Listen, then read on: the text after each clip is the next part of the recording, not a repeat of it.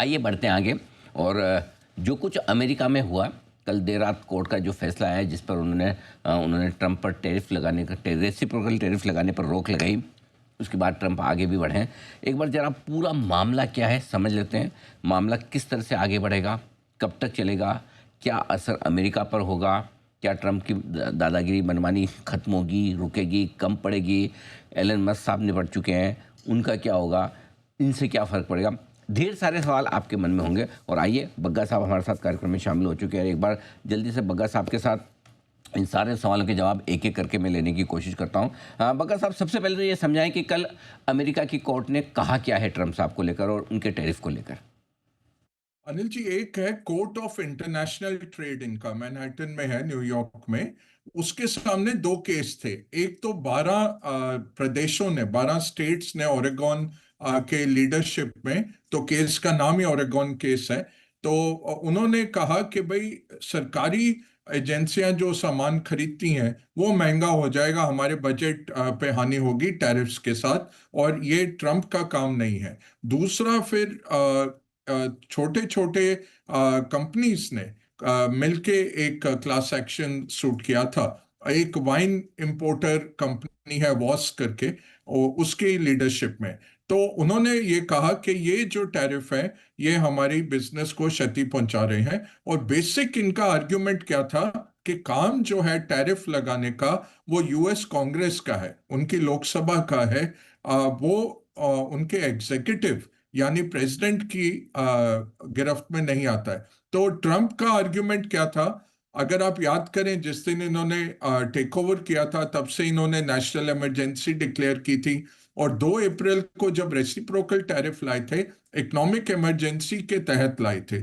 तो एक 1977 का एक्ट है, इंटरनेशनल इकोनॉमिक इमरजेंसी एक्ट, जिसके तहत अमेरिकन प्रेसिडेंट इमरजेंसी एक्शन ले सकते हैं अगर जैसे किसी पे सैंक्शन लगाने हैं या कुछ और ऐसे इमरजेंसी है।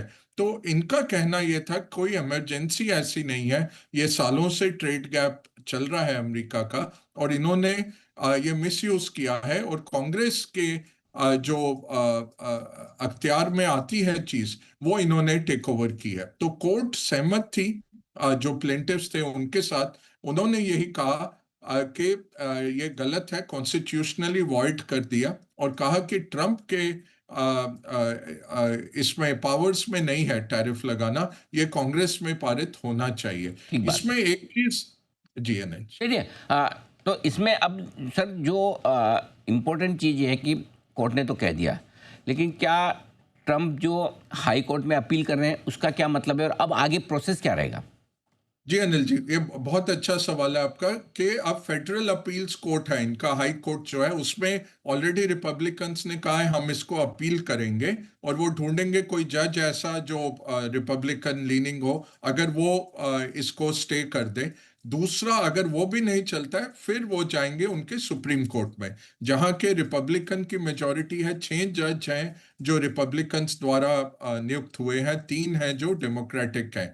तो 6-3 की इनकी मेजॉरिटी है। बट मुद्दा बहुत अहम है, तो इतनी आसानी से किसी भी जज को इस तरह का फैसला देना मुश्किल रहेगा, क्योंकि ये सेपरेशन ऑफ पावर पे डेमोक्रेसी चलती है, चेक्स एंड बैलेंस पे डेमोक्रेसी चलती है कि जुडिशरी का ये काम है, एग्जीक्यूटिव का ये काम है, ब्रांच ऑफ गवर्नमेंट का, और लेजिस्लेचर का ये काम है, जो रूल्स बनाती है उनकी लोकसभा, उसका ये काम है। ट्रंप का ये काम है, जुडिशरी का ये काम है। इन्होंने क्या किया, सब कुछ हथिया लिया है, सारी पावर अपने में ले लिया है इमरजेंसी करके। अब क्या चलेगा? एक तो है कि जॉन कैनेडी के टाइम का एक बिल है, ट्रेड बिल 1962 का अनिल जी, जिसके तहत ये सेक्शन 232 और सेक्शन 301, आपको याद होगा जब ऑटोस पे स्टील और एल्युमिनियम पे लगाए हैं टैरिफ, तो इन्होंने सेक्शन 232 पे लगाए थे। वो ट्रेड बिल तो चल रहा है, उसमें कहा जाता है कि प्रेसिडेंट में ये पावर है, अगर बहुत वो देखे कुछ संगीन चीज चल रही है तो प्रेसिडेंट लगा सकते हैं टैरिफ। तो सेक्शन 232 और 301 वाले जो ऑलरेडी लगे हुए थे, वो क्या थे? स्टील पे थे, एल्यूमिनियम पे 25% था, और ऑटोमोबाइल पे 25%, जो अभी पोस्टपोन था। उसको इन कोर्ट्स ने नहीं हटाया। बाकी जो रेसिप्रोकल टैरिफ और यूनिवर्सल टैरिफ 10% वाले जो यूनिवर्सल और रेसिप्रोकल जो 40 से 80 से चीन पे 145 भी पहुंच गए थे, अभी वो सब पोस्टपोन्ड है वैसे ही 9 जुलाई तक, बट इसको अनकॉन्स्टिट्यूशनल करार दिया गया है। तो बहुत बड़ा झटका है ट्रंप को एक तरह से। बट ये है कि अब इनको ये सब पारित करना पड़ेगा यूएस कांग्रेस में। और अगर जैसे भारत भी अनिल जी ट्रेड डील हम करते हैं, वो सिर्फ घोषणा होगी। आज के दिन में हमें 10% हमारे एक्सपोर्ट्स जो जा रहे हैं यूएस में 10% लगना शुरू हो चुका है। रेसिप्रोकल जो था 25% भारत पे वो नहीं लग रहा, बट 10 तो लग रहा है। अगर हम करार भी कर लेते हैं, जो बहुत अच्छी गुंजाइश बन रही है, अगले हफ्ते अमेरिका की भी एक टीम आ रही है नेगोशिएशन के लिए, तो उम्मीद थी कि भारत 8 जुलाई से पहले हमारा करार हो जाएगा। बट वो करार अब यूएस की लोकसभा, उनकी कांग्रेस में जाना पड़ेगा पारित होने के लिए। ट्रंप के हस्ताक्षर से वो लॉ नहीं बन जाता अनिल जी। तो बग्गा साहब, 2-3 चीज़ें क्लैरिटी चाहिए मुझे आपसे। सबसे पहले क्लैरिटी तो ये कि जो कुछ यूएस कोर्ट का ऑर्डर है, वो क्या जो ओरिजिनल 10% टैरिफ लगाया उस पे भी लागू होता है, या 10% के ऊपर जो दूसरे देश वापस लगा रहे हैं टैरिफ, उसी के जवाब में जो रेसिप्रोकल टैरिफ पे ही लागू होगा, या टैरिफ पर भी होगा? टैरिफ पर भी है अनिल जी, क्योंकि सब कुछ ट्रंप ने ही किया था। तो ये कह रहे हैं कि, और बड़ा अच्छा आपने ये याद कराया, एक तीसरा तरह का भी टैरिफ था अनिल जी, ड्रग ट्रेडिंग पे। तो मेक्सिको पे, कनाडा पे और चाइना पे इन्होंने टैरिफ लगाया फेंटानिल का, कि आप सिंथेटिक ड्रग बना के भेज रहे हैं। तो कोर्ट ने कहा कि टैरिफ लगाने से ड्रग की वॉर आप कैसे जीतेंगे, तो उसको भी इन्होंने निष्कासित किया है। तो ये जितने थे यूनिवर्सल टैरिफ 10% वाला, और जो रेसिप्रोकल अनाउंस किए थे 2 अप्रैल को और 9 अप्रैल को पोस्टपोन कर दिए थे जुलाई 9 तक, दोनों को उन्होंने कहा है कि अनकॉन्स्टिट्यूशनल है। बट ये है, बड़ी तेजी से व्हाइट हाउस मूव कर रहा है। उन्होंने अपील ऑलरेडी दर्ज कर दी है, और वो कह रहे हैं कि अनइलेक्टेड जज हमारे इसमें एजेंडा में कैसे आ सकते हैं। तो वो अटैक कर रहे हैं जजेस को भी। बट जो सिस्टम है वो सिस्टम है। ठीक बात इन्होंने है। कोशिश की लेकिन थी। अब अगर ट्रंप चाहें कि नहीं, मैं तो टैरिफ लगाऊंगा ही लगाऊंगा, ठीक है, मैं तो नहीं रुकना, तो अगर वो यूएस की संसद से, सीनेट से और हाउस से पास करा दें तो लगा सकते हैं? लगा सकते हैं अगर पारित करवा सके, बट आसान नहीं है, क्योंकि आपके पास 221 वोट हैं आपकी लोकसभा में और 213 ऑपोजिशन है। तो ऑलरेडी वो टैक्स बिल में काफी टाइम लगा। एक एक अगर सोचिए 150 अगर ऐसे आपको पास करने हैं बिल, वो तो 6 साल लगा देंगे वो पारित करने में। तो इतना आसान नहीं है। और सेनेट में भी, क्योंकि लॉबिंग बड़ी जबरदस्त होती है अनिल जी। इनका सिस्टम कैसा है, सारे बिजनेसेस पीछे से पैसे देते हैं पॉलिटिशियंस को, जो ये कहते हैं लॉबिंग, जो हमारे इलेक्ट्रल बॉन्ड्स आए थे उस तरह से। तो कंपनी जाके लॉबिंग करती है, भाई ये हमारे हित में है। अच्छा, आपके जो नॉर्थ अमेरिका, नॉर्दर्न अमेरिका में जो है स्टेट्स, उनका कनाडा के साथ बहुत काम चलता है, उनको बहुत हानि हो रही है ये कैनेडियन टैरिफ लगाने से। वो सारे अपने कांग्रेसमैन को कहेंगे कि आप में दम है, आप देखो, हम आपको फिर रीइलेक्ट नहीं करेंगे। तो ये बहुत प्रेशर आ जाएगा at the ground level. Trump कर देना ठीक है, उनका 4 साल का कार्यकाल है, और जिस तरह से वो उनका कह रहे हैं सब कि थोड़ा उनका मानसिक स्थिति भी डिटीरियोरेट हो रहा है एज के साथ, जी। लगता नहीं कि वो तीसरी बारी आ पाएंगे। वो भी कॉन्स्टिट्यूशनल इशू है। 10 बजने वाले हैं, मैं चुप हो जाता हूँ, आप किसी और को पकड़ो। ना ना, आज है नहीं सर, आज कोई लिस्टिंग ही नहीं है, टेंशन आज ना नहीं लें। है। लेकिन ये आपका जो डर है 10 बजे वाला, ये मुझे बहुत अच्छा लगा। आप देखो, मुझे बचा लेते हैं, आप जैसे थोड़ा सा इंटरप्ट करते हैं ना, मैं इशारा समझ जाता हूँ 10 तो नहीं आ रहा। सर देखो, एक चीज तो पक्की है, और किसी को हम बना, आपको तो नहीं बनाएंगे इसमें, ये बात तो पक्की है सर। आपको कैसे कर सकते हैं, और आपको कहेंगे तो वो सम्मान के साथ बताएंगे कि आपको लिस्टिंग करवा दी है। लेकिन ये बहुत लोगों के लिए लेसन है, मैसेज है। हाँ, अगर बग्गा साहब इतने अलर्टनेस के साथ रह सकते हैं कि 10 बजने वाले हैं, तो बाकी जो लोग कल सोते हुए पाए गए थे, जैसे कि जय ठक्कर, और उन्होंने कुल्हाड़ी पे पैर नहीं, कुल्हाड़ी पे डांस कर रहे थे वो तो एकदम खुद ही, आप बोले जा रहे बोले जा रहे बोले जा रहे, पता ही नहीं 10 बजने वाले हैं। चलिए बग्गा साहब ने आपको अलर्ट किया। अच्छा सर, एक चीज़ और, इससे पहले कि ये कोर्ट का मामला कितना लंबा चलेगा और फाइनल क्या कोर्ट रिवर्स कर सकती है ऑर्डर, उस पर भी पूछूंगा, लेकिन उससे पहले ये जो मस्त साहब निकल गए, क्यों, क्या वजह से निकले और उसका क्या असर होगा? ये अनिल जी, पहले से ही लोग कह रहे थे कि ये ज्यादा दिन नहीं टिकेंगे, क्योंकि मस्क जो है वो भी अपना एक स्ट्रॉन्ग पर्सनालिटी है, बहुत स्ट्रॉन्ग पर्सनालिटी है, बहुत तेज भी है, कि सोच इनकी बहुत तेज है, बहुत सक्सेसफुल है। अब इन्होंने पिछले हफ्ते कह दिया था कि मैं जितना पॉलिटिकल इन्वॉल्वमेंट था या फंडिंग था वो नहीं करूंगा। $400 मिलियन इन्होंने ट्रंप के कैंपेन में डाले थे और खुद बहुत उसमें सम्मिलित रहे थे। फिर गवर्नमेंट में भी स्पेशल एम्प्लॉय बन के ये डोज जो था इनका, डिपार्टमेंट ऑफ गवर्नमेंट एफिशिएंसी, वो चला रहे थे। अब उन्होंने कहा है कि अब मैं निकल रहा हूं, और ये है कि जितना इन्होंने ढूंढा है, 150 बिलियन का ही ढूंढ पाए हैं। बात हो रही थी कि 1 8 ट्रिलियन, वो हम पहले से कह रहे थे कि आपका 1 ट्रिलियन जाता है इंटरेस्ट में, लगभग 900 बिलियन हेल्थ केयर में, लगभग 900 बिलियन डिफेंस में, फिर पेंशन, सैलरीज, ये सब मिला के, तो 6 में से 4.5 तक तो कोई उम्मीद ही नहीं थी कम करने की। ये है यूएसएड, ये सब चीजें उन्होंने थोड़ी ढूंढी, 150 बिलियन का सेविंग्स की बात कर गए।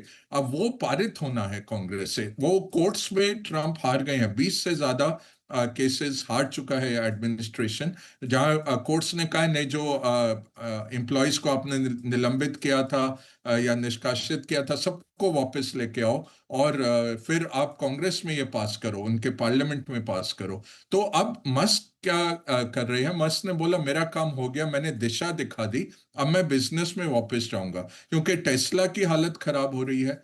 उनका स्पेसशिप, स्पेस एक्स जो है, वो भी तो, अभी देखिए परसों तो सर रॉकेट। एक चीज़ बताएं, इसका ये जो यूएस कोर्ट का जो फैसला है उससे कोई लेना देना नहीं है, या फिर थोड़े मतभेद चल रहे हैं, मतलब जो ट्रम्प जिस तरह से मनमानी है, दादागिरी करते हैं, वो कम पसंद आ रही थी उनको? हाँ, कम पसंद आ रही थी, बट पर्सनल रिलेशन बहुत अच्छा है। ट्रंप अच्छा। उनको व्हाइट हाउस में भी रखते हैं, मारा लागो में भी, जब वो जाते हैं वीकेंड को फ्लोरिडा में, तो मस्क उनके साथ रहते हैं। अभी साउथ अफ्रीका के प्रेसिडेंट जब मिलने आए, मस्क वैसे मूलतः साउथ अफ्रीकन है, वहां पैदा हुए थे, फिर अमेरिका में माइग्रेट हुए थे, तो ऐसे वो गवर्नर तक जा सकते हैं, प्रेसिडेंट कभी मस्क नहीं बन सकते, क्योंकि यूएस बॉन्ड नहीं है, नेचुरलाइज सिटीजन है। तो उनको बहुत अहम जगहों में रखा ट्रंप ने। इनफैक्ट शुरू शुरू में आप याद करें, एक चाइना के ऊपर होने वाला था अपडेट, और वहां पे फिर मीडिया में सनसनी फैल गई कि मस्क को इंटेलिजेंस दी जा रही है और चाइना के अगेंस्ट स्ट्रैटेजी दी जा रही है, और इनकी तो इतनी बड़ी फैक्ट्री है शंघाई में, ये बहुत क्लोज है चाइनीज गवर्नमेंट से, कैसे इनको ब्रीफिंग दी जा रही है? तो ट्रंप को कहना पड़ा था कोई इंटेलिजेंस या कोई गवर्नमेंट की नीति ट्रंप को नहीं दी जा रही, मस्क को नहीं दी जा रही। तो दोनों के रिलेशन अच्छे हैं, बट दो चीजें हुई पिछले हफ्ते। एक, मस्क पहले ही कह रहे थे अब मैं पॉलिटिक्स में इन्वॉल्व नहीं होऊंगा, तो इशारा कर रहे थे। दूसरा, जो ट्रंप का टैक्स बिल आया, जो अभी सेनेट में अटका हुआ है, उनकी लोकसभा में पास हो गया, उन्होंने कहा ये अच्छा नहीं है, तो वो बिग ब्यूटीफुल बिल, उसको उन्होंने स्ट्रेट क्रिटिसाइज किया। क्रिटिसाइज करने के एक दिन बाद आज उन्होंने ये अपना कह लीजिए एक सॉफ्ट इस्तीफा, कि अब मैं आगे बढ़ूंगा। बट प्रॉब्लम यही थी कि बोर्ड जो था टेस्ला का, उसने 2 महीने पहले बोला कि हम नया सीईओ ढूंढें क्या, क्योंकि आपके पास तो टाइम नहीं है। और जिस तरह से काम करते हैं मस्क, 24-24 घंटे फैक्ट्री में रह जाते हैं, वहीं सो जाते हैं बिस्तर लगा के, हम्म। बहुत जबरदस्त काम करते हैं। और अब सर, इन्होंने, दुनिया के सबसे बड़े अमीर आदमी मतलब फैक्ट्री में ही सो जाते हैं वो? भाई वो बहुत बहुत वैसे है, लाइक कमिटेड है, हाँ और हाँ। लोगों को भी बहुत पुश करते हैं, तभी इतना जबरदस्त वैल्यू बनाया है। बट देखें तो ट्विटर में प्रॉब्लम चल रही है इनकी, बहुत लोग निकाले। मेन जो टेस्ला में इशू आ रही है, और वो देखिए जो चाइना से रुझान आए, अब चाइनीज कंपनियां आगे आ गई इलेक्ट्रिक व्हीकल्स में, और टेक्नोलॉजी वाइज भी उन्होंने बिल्कुल इनको टक्कर देनी शुरू कर दी। BYD जो मेन कंपनी है चाइना की, उसने 35% हम्म। प्राइस कट कर दिया अनिल जी, परसों। अच्छा सर, सात एक, हाँ, एक चीज़ और बताएं कि अब जैसे ट्रंप ने भी हायर कोर्ट में अपील तो कर दी, राइट? अब मामला लीगली कहाँ जाके सेटल होगा, कितना टाइम लगेगा? और आप सुबह कह भी रहे थे कि 3 जज सुप्रीम कोर्ट वहाँ की जो है, उनमें इनके 3 जज दूसरे, तो जज भी इनकी पार्टी के होते हैं? अपने यहाँ तो ऐसा नहीं होता। जी, क्योंकि पॉलिटिकल अपॉइंटमेंट होती है, तो अच्छा। हमारे कॉलेजियम सिस्टम है। तो जज ही जज को अपॉइंट करते हैं और फिर प्रेसिडेंट उसको ओके करते हैं। एक कमेटी भी रहती है, वो भी देखती है। जैसे सुप्रीम कोर्ट के chief justice, prime minister, leader of opposition और एक और व्यक्ति आते हैं। तो इस तरह से है। तो इसमें क्या है, पॉलिटिकल अपॉइंटमेंट्स होती है, और गलती इनसे जो हो गई, वो जो थी, बहुत वयोवृद्ध एक जस्टिस थी, जो कई सालों से चल रही थी, 87 साल की थी। उनको बाइडेन के टाइम स्टेप डाउन कर जाना चाहिए था, तो एटलीस्ट फिर इनका 5-4 हो जाता। और जस्टिस रॉबर्ट्स जो है, चीफ जस्टिस हैं, वो लिबरल हैं, वो इतने कट्टरपंथी नहीं हैं। बट वो चले गई, रूथ करके जो जस्टिस थी, और बाइडेन के कार्यकाल के अंत में ही उनका वो चली गई, तो वो मिस हो गया। और ओबामा के पास मौका था लास्ट 2-3 महीने में अपॉइंट करने का। उन्होंने अपॉइंट नहीं किया कि नहीं, कॉन्स्टिट्यूशनली ठीक नहीं है, नया प्रेसिडेंट आके अपॉइंट करे। और ट्रंप के पास जब मौका था, उनके कार्यकाल के अंत के समय, उन्होंने अपॉइंट कर दिया था। तो 6 वर्सेस 3 है। और ये ऐसे अपॉइंट करते हैं कि जो उनकी नीतियों पे चले। अब जैसे ये रो वर्सेस वेड इनका था, हुँ। कि अबॉर्शन को अपहोल्ड किया हुआ था सुप्रीम कोर्ट ने 1960 के दशक से, उसको ओवरटर्न कर दिया। तो 6 वर्सेस 3, 6 रिपब्लिकन आप कह सकते हैं, कंजर्वेटिव्स हैं, और 3 लिबरल हैं। बट जी। जो चीफ जस्टिस हैं, और एक और हैं हार्वर्ड लॉ स्कूल से जो आई है महिला, वो भी कॉन्स्टिट्यूशनलिस्ट हैं। तो ये जो मामला है ना अनिल जी, ये कॉन्स्टिट्यूशन का है, सेपरेशन ऑफ पावर का है।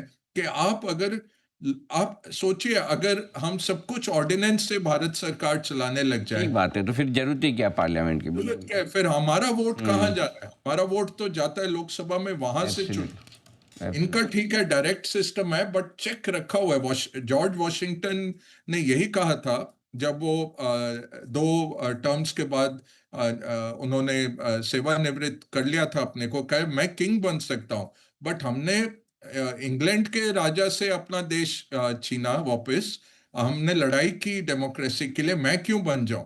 और वो जब स्टेप डाउन किए, पीसफुल ट्रांसफर हुआ, वो दुनिया में पहली बार ही था ऐसा डेमोक्रेटिक ट्रांसफर। तो वो हाईएस्ट कॉन्स्टिट्यूशन है आपका, ये उसको अगर आप जी, इस तरह क्षतिग्रस्त कर जी। रहे हैं। अच्छा सर, एक चीज़ और बताइए कि ऐसे में क्या आपको लगता है कि अमेरिकी बाज़ार दौड़ेंगे इस खबर के बाद? डाउ फ्यूचर 550 पॉइंट ऊपर है। 750 पॉइंट तो परसों ही बढ़ गया, जब खाली जी, 1 महीने के लिए टैरिफ डाला यूरोपियन यूनियन पर, उसमें इतना बढ़ गया। ये तो इतनी बड़ी खबर है, तो आपको लगता है कि ज़ोरदार उछाल आ सकता है डाउ में? अभी आपने जैसे एडिटर्स टेक में भी आज मैं सुन रहा था आपका, यही आपने कहा 750 तो यूरोपियन यूनियन पे बढ़ गया था। आज 400, 450 था सवेरे, अब 550। अभी क्यों रुका हुआ है? बाजार इतना उछल नहीं रहा, क्योंकि फेडरल कोर्ट है, फिर सुप्रीम कोर्ट है। अगर वो फटकार लगाएंगे और कहेंगे ये कॉन्स्टिट्यूशनली आपने गलत चीज करी है, और आप जाके अब इसको कांग्रेस में लेके जाएं, वो अगर हो जाते तब और उछल जाएगा अनिल जी। तो ये अब ऐसे ना खींच के आपने रखा हुआ है, एकदम से आगे भाग सकता है। बट वो फेडरल अपील्स कोर्ट और सुप्रीम कोर्ट, और इनका क्या है, बड़ी तेजी से जाता है। ऐसा नहीं है कि 6 साल लग जाएंगे। अब आई थिंक एक आध हफ्ते में तो फेडरल अपील्स बता देगा।